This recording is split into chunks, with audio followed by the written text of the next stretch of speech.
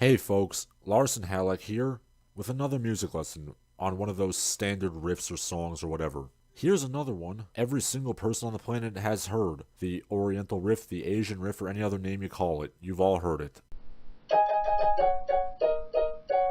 And please, spare me the social justice reeing. While the Oriental Riff has presumably existed in Asia at some point, the riff as we know it today is in fact a European/American invention, a musical stereotype, if you will, of the music of the Far East. For you see, the base scale of the music of Asia is the pentatonic 5-note scale, as opposed to the diatonic 8-note scale that is used in Western music, and we'll be learning about pentatonics another time. Thus, the Asian riff is a simple harmony of open fourth chords using a pentatonic scale.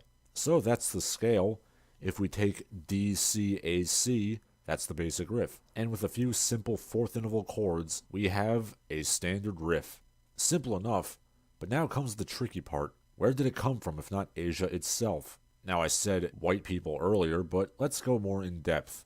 A lot of investigation has been done on this, and here's what I found. The earliest song that sounds kind of like it is by somebody named T. Comer, who, if my research is right, is Thomas Comer of Boston, Massachusetts, the church organist of King's Chapel in Boston. He composed a score for a stage play of Aladdin that used pentatonic scales and similar rhythms, but not the true Asian riff. This is the earliest thing that any research has found remotely resembling the Asian riff, although it certainly doesn't sound like it to the untrained ear.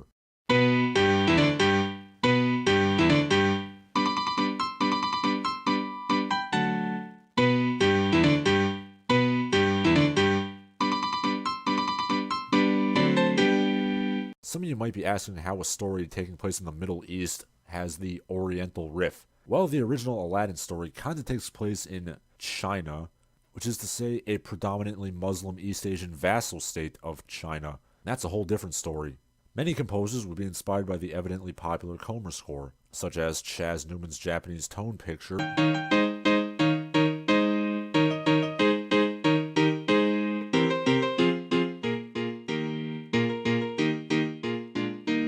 and the score of Gilbert and Sullivan's The Mikado. And it is in Gustav Luther's An Afternoon in Midway Plaisance, written to celebrate the 1892 Chicago Columbian Exposition, that we hear something emerging that sounds like the true Asian riff.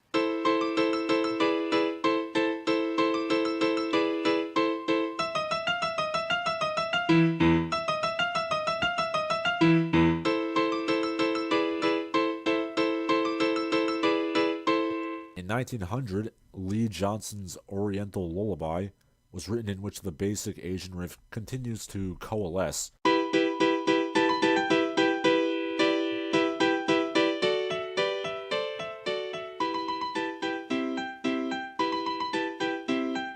And it's from 1915 to 1929, the days of vaudeville and Tin Pan Alley, that it really comes to exist in the form we know it today. Take a listen to Robert Bauer's Chinese Lullaby, 1919.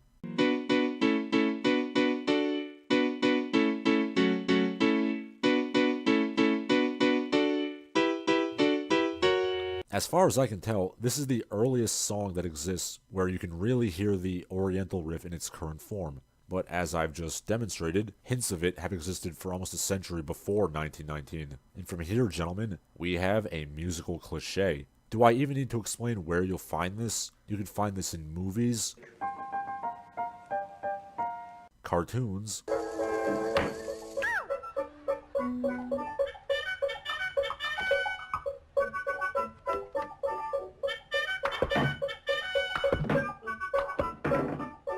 video games,